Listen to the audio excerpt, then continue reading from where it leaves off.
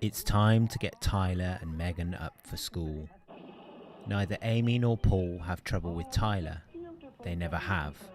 He's always up, bed made, pyjamas folded, and sat on his bed reading before either parent comes in.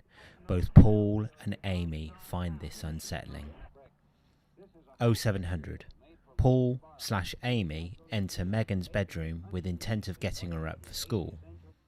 0701. After repeated gentle Megan, Paul/Amy move up to rubbing her arm, it is almost certain that Megan is awake by this point, but closed, twitching lids and level 2 sighing show her determination.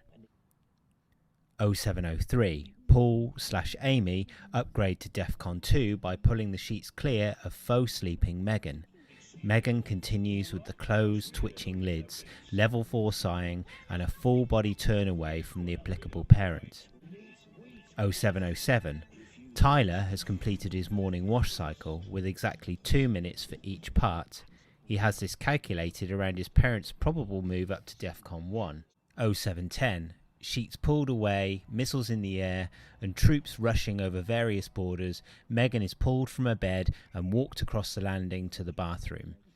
Having no physical means of response, Megan breaks into a whimper that canters into a full run of tantrum and tears within 15 seconds of being placed in a cold, tiled room.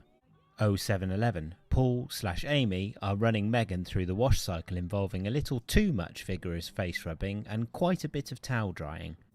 Paul/Amy sometimes fear that they are being a little too rough. Needs must though. 0725. Tyler is already downstairs eating his cereal. He is starting his mind up for the day ahead by way of mental checklists, practicing times tables and rerunning anything interesting he may have found on the internet. 0730.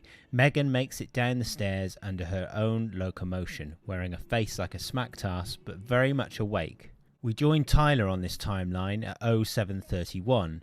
He has a question he needs to ask Amy or Paul regarding a chip he's noticed on the surface of the new glass top table, right under where his breakfast bowl was placed. Tyler, having gone down the Wikipedia rabbit hole regarding glass, knows the differences between plate glass, tempered glass, glass fibre, various ceramics that are categorised as glass but not referred to as such, and the processes by which bulletproof glass is made.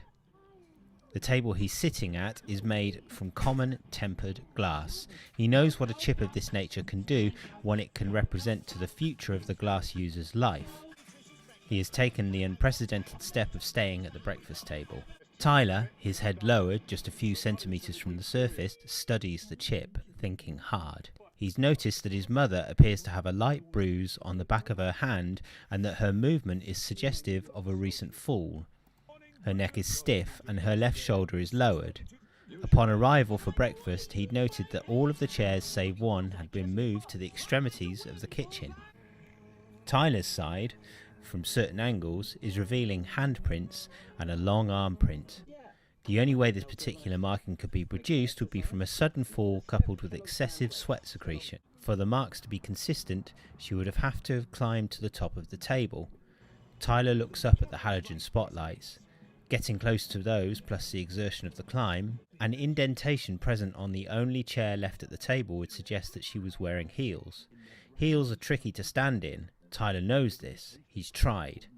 The damage may be 5 mil across and just as deep. Could have been caused by her engagement ring. Nothing is harder than diamond. There is a faint smell of bleach. The table has been cleaned in a particular spot. Things are beginning to come together in Tyler's head. Nasty, unsavoury things. Just as the conclusion is marching over the horizon of his mind, Tyler is ambushed by his body. His chest inflates, his mouth and nose explode into a sneeze so hard that his head strikes the table in the exact spot where the tempered glass had been weakened. The result of this is Tyler's immediate loss of consciousness. He slumps from his chair, sliding feet first onto the tiled floor. The table begins to crack. The sound is sudden, deliberate. With a crash, the glass surface implodes into its own tension. shattering into half-inch cubed pieces over the laps of the stunned family. Plates and placemats enter freefall.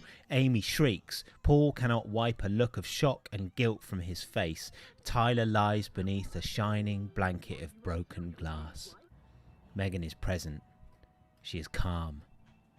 She takes a breath, looks at Amy and Paul in turn, down to her unconscious brother, and shouts, "The table has shat!"